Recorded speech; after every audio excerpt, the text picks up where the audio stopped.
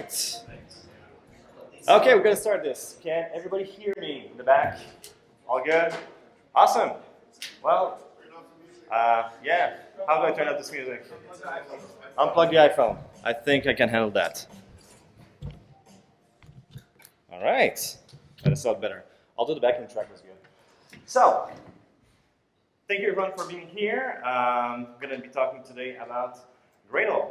So, a bit about me. My name is Phil. I'm a Google developer expert for the Android platform. I'm a software engineer at American Express. And the interesting part on this slide, besides the fact that I need to say that my opinions are my own because my employer want me to say that to you, is that I've been doing Android since 2010. And why that's interesting is that the landscape has changed a lot over the past 7 years. Like Android O is just around the corner. We have great libs, the community is bigger than it has ever been, but most importantly, tooling has changed a lot. So some of you might remember back in the days we were not using Android Studio and Gradle. What we were using were Eclipse and Ant. So Eclipse was the IDE, Ant was the build system, so the old Gradle. And most people actually were only using Eclipse because that was the easy thing to do. This is what you were downloading. And after a while, we're starting to start using Ant to automate their build. And in time, some people start pushing for Maven, but we won't talk too much about this since it was not really supported. It was a time of manual stuff, I would say. So the developers usually would download Eclipse, write their beautiful app, and then try to deploy it by simply like going to the menu, generate the signed APK, get something on their desktop, try to upload it. And while that was fine, if you were a solo developer, as soon as you started working on a team, this thing didn't really work. Because when you were in a team and trying to do everything from the IDE, you get a couple of bad things. Like for example, you absolutely need a developer to do your final build. Well, yes, seems obvious, but it means that you cannot automate it on Jenkins, right? You cannot have it on your CI. I also had the problem that all your build process is in someone's head. So like this person goes on vacation and then nobody's able to do the build for some reason. And you get into all sorts of problems, like one developer is on Windows, the other on Linux, don't have the same version of Eclipse or the plugin, so everything goes bad. But developers, being smart fellas, decided to invent the good old release checklist. So let's semi-automate everything. So let's just have this big list that we need to run through. And yeah, it makes sense, we can do this, but this is very manual still. And if there's one thing that we've learned over the years is that you should never send a human to do a machine's job. So people start using the official build tool from Google back in the days, which was Ant. So Ant is not developed by Google, they were doing the bindings for it. But it was interesting in the sense that you only needed to add like one command and you could build your own app. You could run it on CI, and it was pretty interesting, but it still had a couple of shortcomings. First of all, it was configured through XML, which is no one's favorite language, so it was very verbose, and as soon as you wanted to do something more complicated than the default thing, you started to use weird plugins to try to actually code in XML. So people were importing like tags that did ifs and for loops. So your build could become very complicated very quickly. It didn't really scale well either. So one thing that we like to do nowadays that we take for granted is having our good old variants, like debug release versions, like paid, demo, whatnot, and being able to change our application ID at will to be able to deploy multiple apps. This was not really easy with Ant. You could do it, but it was very cumbersome. And it had absolutely no dependency management built in. You could use Ivy, but it was not really popular back in the days. But the worst thing was that it was completely separated from your IDE. So you had to maintain both Eclipse and Ant if you wanted to be able to build your app both on the CI and on your development machine. So if you were trying to do some weird customizations to be able to support variants, for example, in Ant, well, you cannot use it in Eclipse. You needed to code it separately.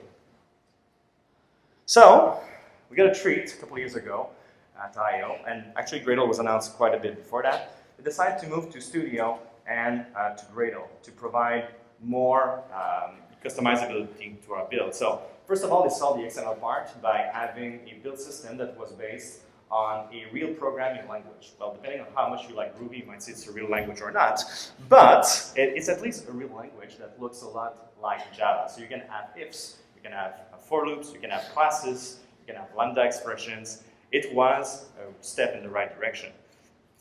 It solved the problem of developers not having exactly the same environment. Like, are you in this version of Ant or that version? No. Provided the Gradle wrapper, which is just a really small jar and small shell scripts that know how to download the correct version of Gradle that you need, that is known to work for your project. And they solved the biggest problem, which was that you needed to maintain both your build script and your IDE by delegating all the build to Gradle. So it's not like some weird magic where they're trying to open a process and just send comments as if it was in the terminal.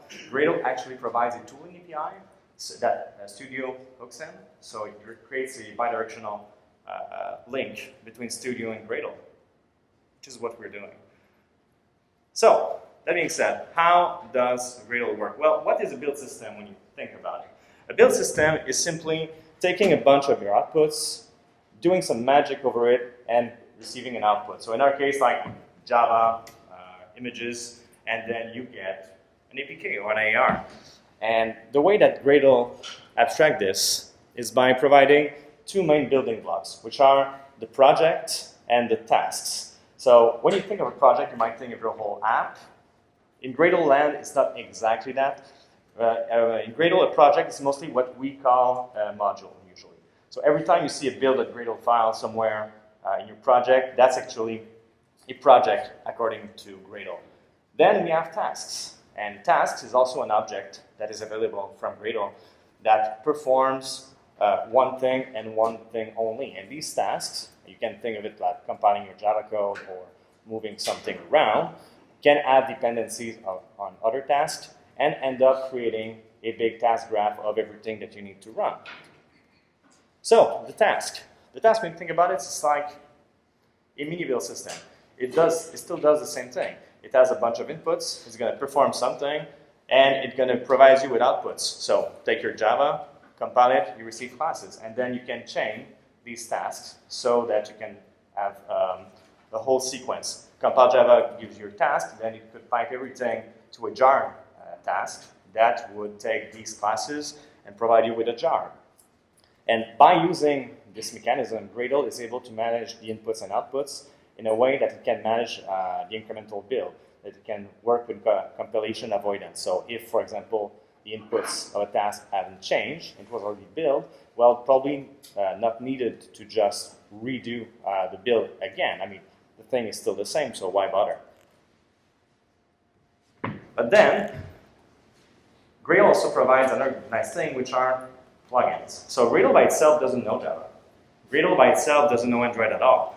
Gradle knows projects and tasks. So what we end up using are plugins. So there is a Java plugin that is maintained by Gradleware, and there is the Android plugin that is maintained by Google.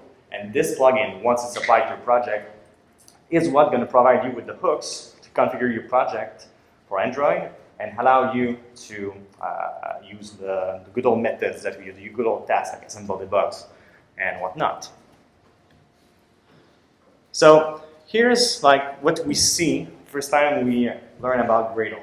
This is the Gradle file that is generated when you do a file new project in Android Studio. So it has a couple of interesting things in it.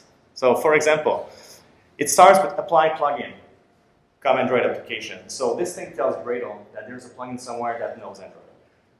And by applying this, it's going to run through the whole process trying to configure your project. Then, what we see is like a configuration block that starts with Android. So we can kind of see that this thing is going to be about how Android is compiled. And after that, you see like a bunch of properties. Is this JSON? Is this something else? Well, we know it's Ruby actually, but how do these things work? So when you see that at first, it's kind of easy to tweak them, like upping the version from 25 to 26. Yeah, easy, I can do that. But the thing that most people have trouble with is like, what are the other options? Like, why is it there? What's the documentation? So the first thing to know is that there is actually like documentation for it. And you can find it quite easily. You just go to Google and you type the Gradle Android DSL. And what you're going to see here is actually everything that you can do on the Android plugin itself. So once you get there, you're going to see you have the app extension and the library extension. So the Android block that you see is slightly different based on if you're working on an app or if you're working on a library. But once you are on the app,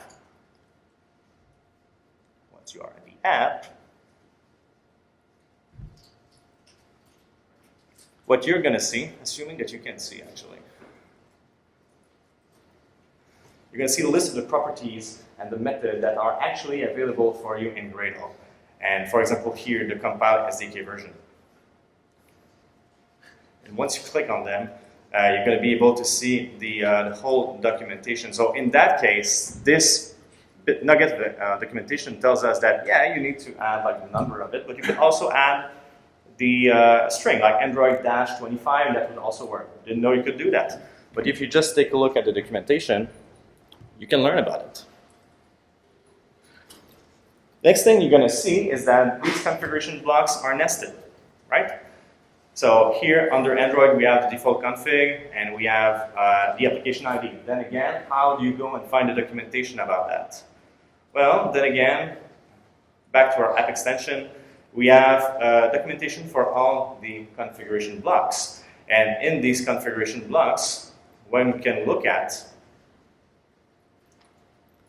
is what we're going to see is we're going to have the name, exactly the same name that we see inside of our build.gradle. And it's going to say that it delegates to the product flavor. So this is like one of the aha moments when you start learning about Gradle, is that all these things are actually objects somewhere in the Gradle API. So there's actually Java documentation or Groovy documentation for all of these objects. So, for example, the default config should just delegate to an object that is the product flavor. So when you click on this product flavor, what you're going to see is all the fields, all the methods that you could call to be configuring your build.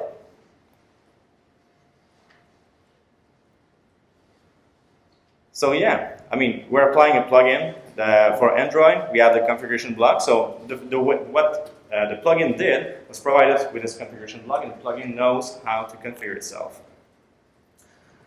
The other nice features that we got from the Android plugins were, for example, being able to add stuff dynamically to our manifest from the build.gradle. It allowed us to use an AR file, which wasn't really possible before that. Like you can add resource, you can add Java fields, stuff like that. Pretty interesting. But yeah, then the best thing that we got was actually the concept of the variants. So the variants were simply to have a build type and a flavor, combine them to have different variations of our app. Like build types would be like debug or release, variants would be like paid or demo, right? And this is the way that you would configure it. Like in your build.gradle, you would declare everything that you need, your different build types, your different product flavors, and you could add different fields to them. You could change the build.config file, change the application ID, and you could see it in the build variants. Easy peasy, like business as usual, is something that we are exposed to very quickly. But the interesting thing here is that it also generates all the tasks, right? To be able to build this, like all the assemble debug, all the full debug, demo debug, release, and whatnot. And this is something that was not possible with Ant because everything was static at the time. But in Gradle, actually what we get is a way to dynamically generate tasks that we're going to be able to use later. Which brings us actually to the build lifecycle of Gradle. So you might have heard about this once. Gradle is a three-step process. It initializes, it configures itself, and it executes. So when you have a slow build and it says like configuring like 1 of 2, 1 of 10, and it goes forever, this is actually the configuration phase. And the way that it works for that is that the init phase is going to be about seeing what projects are available for you. The configuration phase will be to execute all the Gradle script to see what the build model should be. And the execution phase will be to know, the execution phase is actually doing the thing. Like, this is where we're compiling. So if we have a simple project here with, like, at the root, we have our good old app folder with the build.gradle, and at the root, we have build.gradle, settings.gradle. During initialization, it's going to take a look at settings of Gradle. It's going to execute the files. This is just Groovy. And by this, it's going to configure the internal project model to understand which modules are available for this build. So it's going to add like the root build Gradle and the app build Gradle. And during the configuration phase, it will actually execute all of the build with Gradle over the project object in Gradle. So Gradle, we said that one of the main abstractions is a project. So there is an object that is called project. So it's going to configure this project with whatever we need, and it's going to configure the Android plugin, in our case, the same way. And in the execution phase, this is where it's going to actually do stuff. So this is actually the reason why it's pretty hard to have good code completion on the terminal for Gradle, because before being able to complete, to see what the available tasks are, you actually need to run a lot of code so that all the dynamic tasks are going to be generated. So yeah, now let's get our dirty and try to extend our build a little bit. So our good old hello world. So when you are in your build at Gradle, what you can do is add your own custom tasks. So this is something pretty easy. I mean, the task is called hello, so you would call it by saying Gradle w hello. It would run, it would write hello world. But at the same time, if you're not familiar with Groovy, this can look a little bit foreign. So there are a couple of things we need to know about Groovy to really appreciate the way that the Gradle DSL works. First of all, Java code is valid Groovy code by default. So we could write system.out, println, parentheses, hello world, semicolon. That would work, but that's just not as nice as it could be. So the first thing that we do, Gradle and Groovy actually imports a couple of namespaces by default. So you don't need to put the system.out. Then Groovy doesn't care about semicolon. You only need them in some edge cases. So you can just omit the semicolon.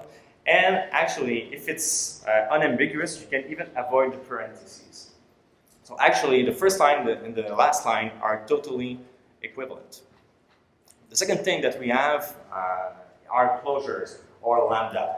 And honestly, it's pretty much the same thing as what we have nowadays with Kotlin. Actually, Kotlin was inspired by Groovy. Remove the bad parts, keep the good ones.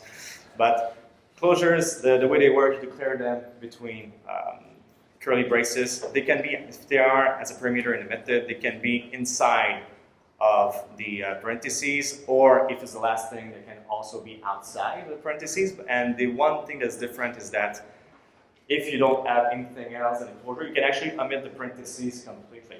So this looks kind of a bit familiar, right? So when we see the Android configuration block and we see something inside of it, it's actually just a method call. So Android is actually a method call that receives a closure. So when you look at the documentation, you're going to see a method call with a closure. So there we have it. We have our task, which is a method. Hello is going to be the name. DoLast is actually a method that runs over hello. And the print line is simply a method call. All right. That's a bit blurry, I think. The thing is, just as we add the documentation for the Android plugin available for us through Google, we have the same thing for the whole Gradle API. So I've been saying this a lot. There is a project object that you can use. And this is where the methods are when you are inside of your build.gradle. So if you call a method, you build a Gradle, it's going to delegate to the project object. So we actually have a method in the project object that is called task. That returns a task, and that's going to take in a name. And this task object, when you drill down into it, you're going to see that there's a method called DoLast that does what you need. So the thing I really want to drive in right now is that you can look at the documentation to try to understand what you could be doing with your build script. The interesting thing that you want to do at some point is try to add dependencies between your tasks. So the way that it works is like we have the same hello task on top, and below it you have the task goodbye that depends on hello. So it reads like English. This is clear enough. But now we have this weird syntax here, which says depends on and hello. So what is that? Well, it's actually before knowing how it works, we need to have a brief detour through map literals. So in Groovy, when you want to declare a map, there is a shortened syntax. So the old Java way would be like to define it and do like map.put with your keys and your values. But there is a way to declare them on a one-liner that is a bit more concise. For example, here you can see if you define a map with the first name Philippe and the last name Breault, what you're going to get is a good map. But the interesting part here is that the key itself doesn't need to have the double quotes, right? So this is just the way it works. It's going to go through a map of string. So when we take a look at name arguments or name parameters in Groovy, they're not as nice as what we have in Kotlin. So you actually have to do a little bit of work to add your name parameters. You don't get them for free for every method that you are declaring. What you actually need to do is create a method that takes a map as its first argument. And from this map, you're going to be able to use, to extract the parameters. So if you look at our good old print stuff here, you're going to see that it's the same thing. It's basically map literals with the first name and the last name. You just don't need to put the square bracket. And this is still very familiar, right? When you do apply plugin, command write application, this is just apply, which is a method that runs over the project object. That takes a map parameter and name arguments. And since in Groovy you don't need to put your parentheses all the time, this is the syntax that we get. So then again, new stuff. So when you do our depends on, what we get is actually just a name argument. And if we go to the documentation, again, for the task method on the project object, what you're going to see is that it takes the name arguments and it's going to give you everything that you could be adding. So it could be type, override, action, depends on, and whatnot. But yeah, these tasks are interesting, but they don't do anything, right? Hello world is not exactly something that you want to automate. So there are a couple of things that you want to be doing usually in a build system, which are trying to delete stuff, move stuff around. So there are tasks that are built in just for that. So you can actually inherit from these kind of tasks, and there's a bunch of them. So for example, when you do a Gradle clean before assembling your debug version, for example, Gradle clean is nothing magic. Actually, it's not magical at all. It just inherits from a delete task that is going to tell you to delete the build directory. So the project object provides like the build directory by default. So that's all there is to it. So there are a couple of tasks like this that you're going to find in the documentation, and you're going to see how you can configure them. So for example, in our case, the delete is actually just, again, a method on this class that you are calling. So this configuration is still just a method. And there are a bunch of those. I mean, you can just take a look at what you can implement. You can copy, you can delete, you can jar, you can zip. There's a lot you can do there.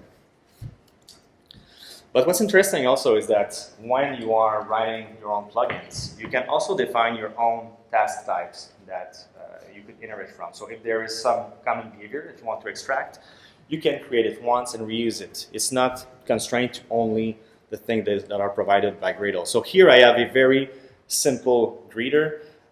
So it's a type of greeter task. Just receive one parameter, which is everyone, and it's going to say hello everyone. So this is one of the things that Gradle encourages usually. Even though Groovy is a programming language and you can put ifs and you can really focus on the how to do something, usually you should try to focus on the what you are trying to do and provide more of a configuration actually so that your build is easy to read. So here we go. We have a greeter task. So how do we go about implementing something as simple? Well, still it's Groovy code. You just need to extend from one of the tasks that we talked about earlier. It could be extending from the copy task, delete task, or the default task if there is no behavior that you really need. You can put properties as much as you want, and these are the things that are going to be configurable from your build script. And the important thing is to annotate the main method with task action. So this is the thing that is going to run in the execution phase. So in our case, all that we have here is the configuration for whom, and a method is going to run the same print line whom, like hello world. If we want to look at something a bit more complicated, let's think that we have a couple of files that we just want to copy somewhere else and that we want to uppercase. So it's pretty much going to be shouting text files. If it was hello, it's going to be hello in capital letters in the other place. Then again, you could have something like this, like uppercase, it would extend like an uppercase task, and then you could pass in the folder, the source folder. So a bit more complicated, but a bit more hands-on, right? So this thing already is a lot more complicated actually, because now we're talking about like transferring from a string that represents a folder to actually finding this folder and executing stuff over it. So here, to have a good API, we should be supporting strings. So let's say that we accept just a string. What we're going to need afterwards is to use a method on the project that is called file, which is the one probably method you're going to be using all the time if you work with files in your plugins. And what this does, it has like a million of different overloads to be able to translate from any kind of input to a file, to a directory or real file. So it could be a string, it could be a closure to evaluate it lazily. It could be really just a file, it could be filters to match a lot of stuff. It could be pretty much anything. So the rest of the code is very mechanical. It's basically listing each file in the directory, copying it over, and uppercasing the text. So this thing is interesting, but what's weird with that is that when you run it, if you run it 10 times in a row, the whole process is going to run 10 times in a row. So you're always copying everything, even though the files haven't changed at all. And if there's one thing that we have learned in time, is that when you want to have a fast build, is that you have to avoid doing useless stuff. You don't want to recompile your code if it doesn't change, right? So it's the same thing for tasks. So in our case, we would like this thing to just not run if nothing has changed, so that our build is just a tiny bit faster.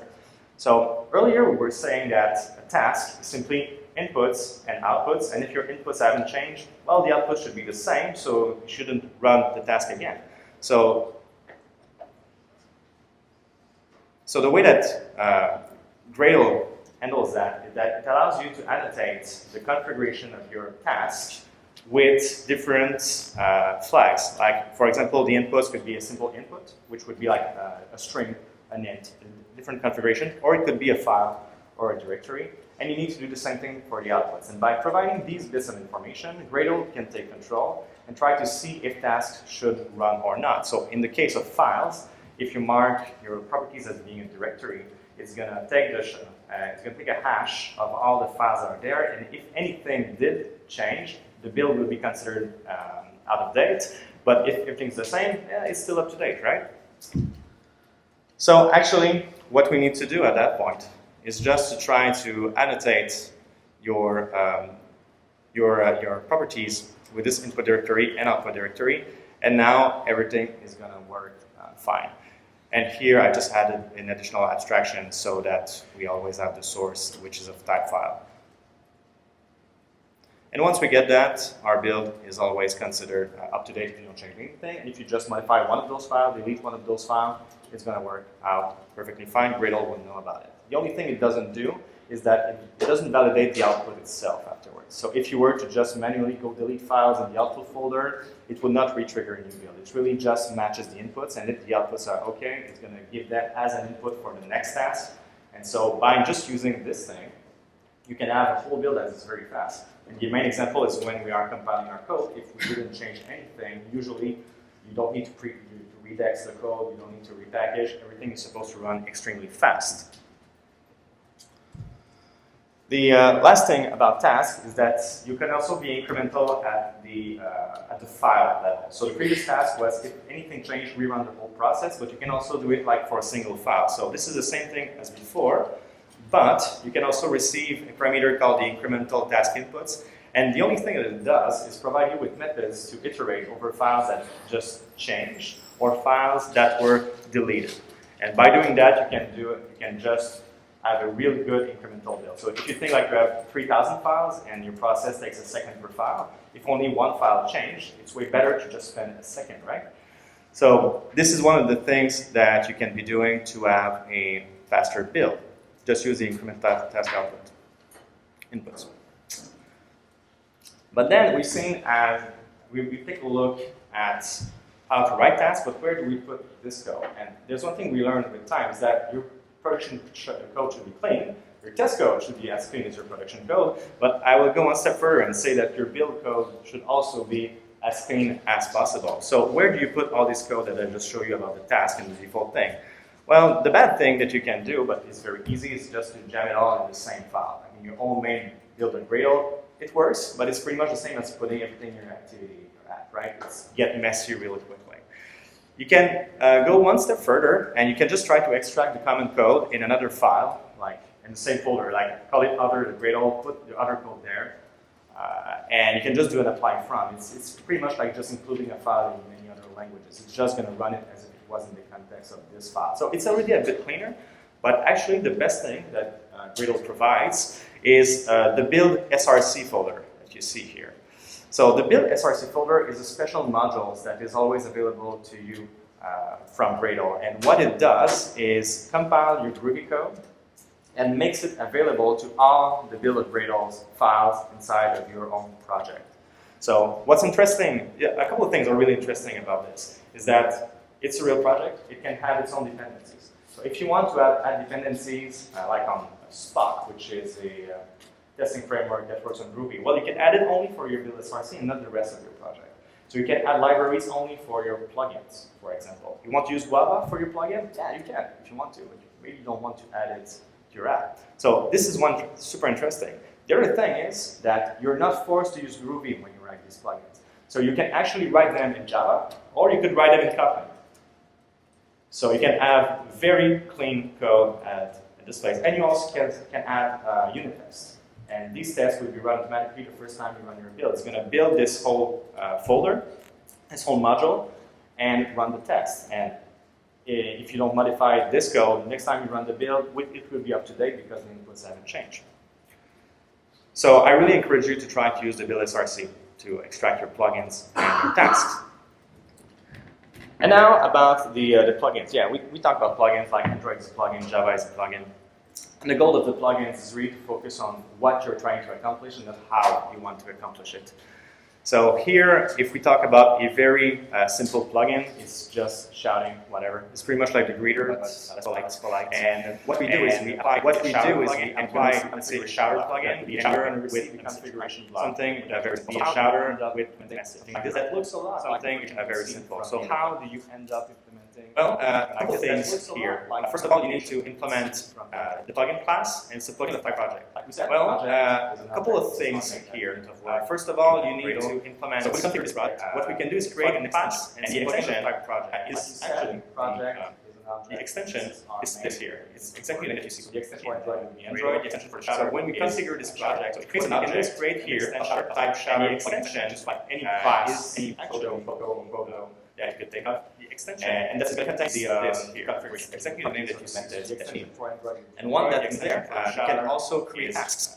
So when I was creating an object here called Shouter of type Shouter plugin, this is really clear here, like any class, like any just like that task. This is actually creating task. Then we have our Gradle, and that's going to contain the these kind of configurations. You can that you need, focusing on the one that thing is there, and you can also create tasks. This was so when I was saying plugins, if you want to more something or hands-on something more real-world example about how to write plugins, this is really clear because you have your project object just calling .task, and this is actually creating. So who here ever then asked himself, man, I wish my last.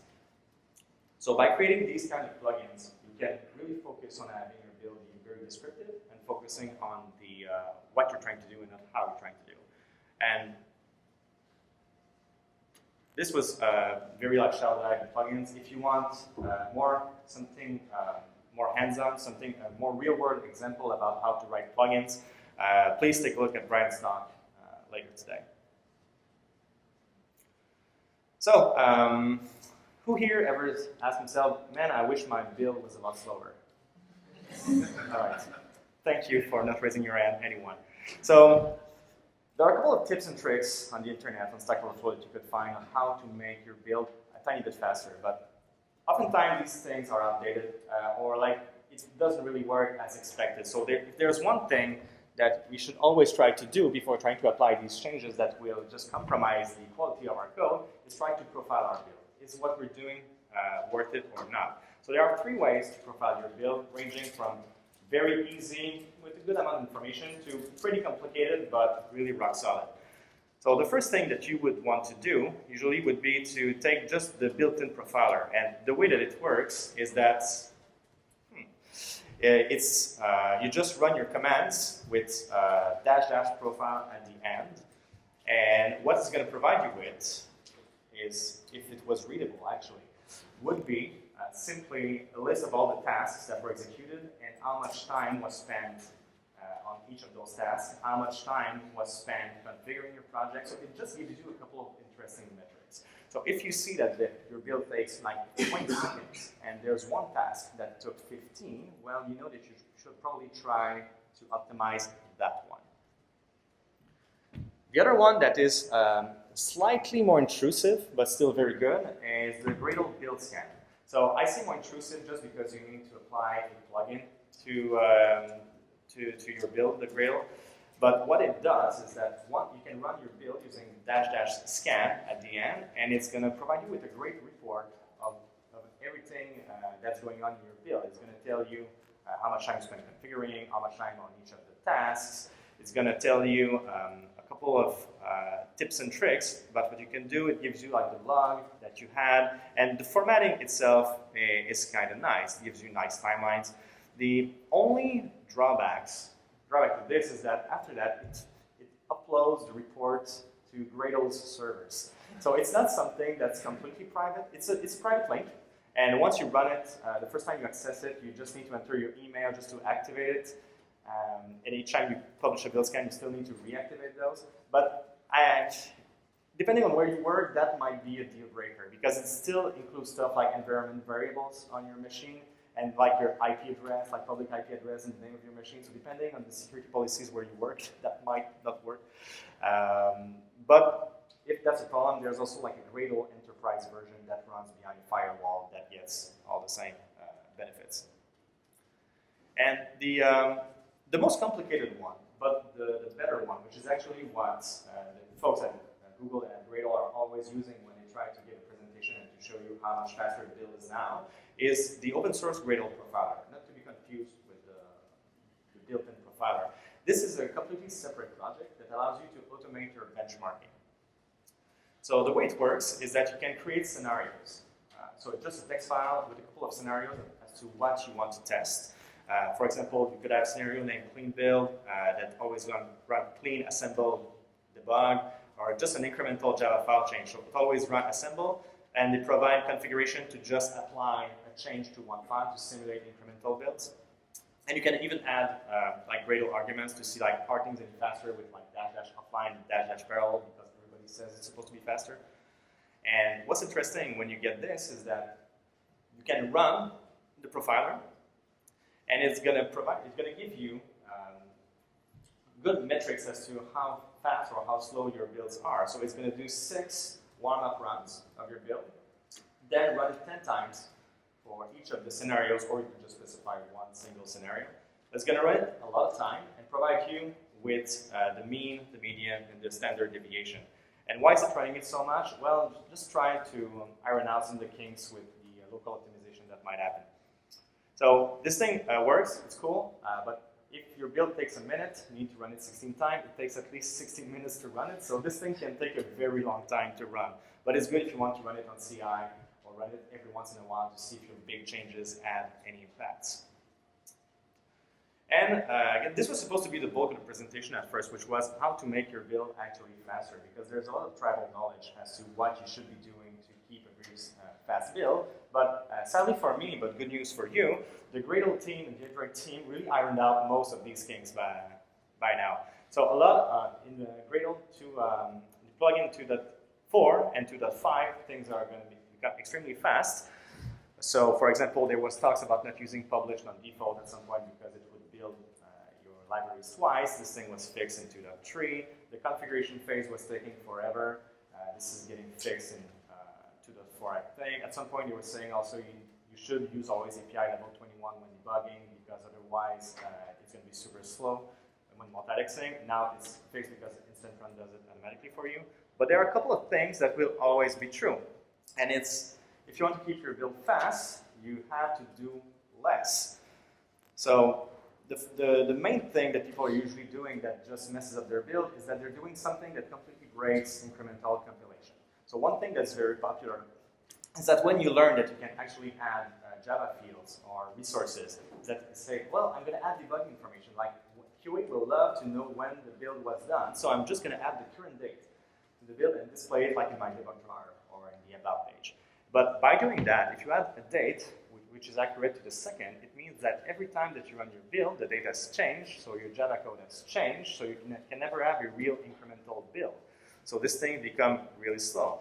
Some people do the same thing with the SHA-1 from their Git commits, and it works. It's incremental while you're in the same commit, but then you commit something, and then your build is dirty again. So try not to put something dynamic in there. Other thing that people do is that they learn about dependencies and they say, well, I'm going to do something very cool. I'm going to make sure that I never break a unit test. So I'm going to run my tests every time I try to compile. Yeah, that can work, but still it means that your initial compilation run is always a lot slower. And you certainly don't want to run lint every time you press run in Android Studio, right? You don't want to have 1-minute builds. This one is interesting, is that you can try to also avoid configuring stuff that you don't need. So you can pass flags to Gradle from the command line, and you can also pass them from Studio.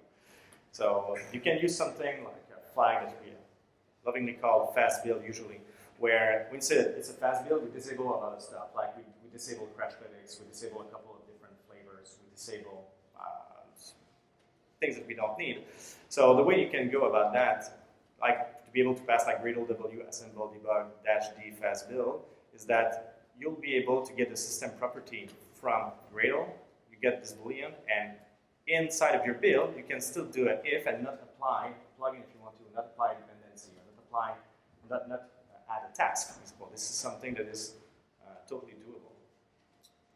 And last thing, parallel mode. At some point, people were saying, well, don't use it because it breaks Kotlin or it has little weird consequences. This was fixed.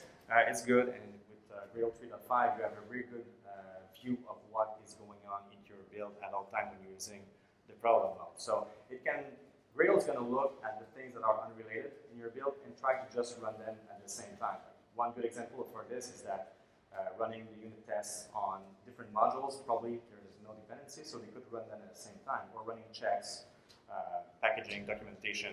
So it can do a lot of stuff at the same time, so you're going to get a nice bump. So you can add it to your Gradle properties file that you can check in with source control so that your team gets it, or run it from the command line. So, in hindsight, so the road so far. Gradle is based on Groovy, it's real code, it's better than XML. Remember that you have project and tasks. Projects being every time you have a build like Gradle, that's a project. The project configures the task. This is the object model. And you have plugins that are able to configure this project and these tasks. The documentation is your friend, and people tend to forget that there's documentation for the build system. So just Google for the Gradle DSL and the Gradle Android DSL, and you get the documentation both for Gradle and for the Android plugin. Try to keep it clean. Use the build SRC folder. It's your friend, and you're going to be able to develop your plugin in Java and Kotlin, which is better than Groovy, in my opinion. Use plugins to focus on what you're trying to do and not how you're trying to do it. And try to profile your build before applying any kind of random tips and tricks that you've heard on the internet or in this presentation at the end. And that being said, thank you very much for being here today.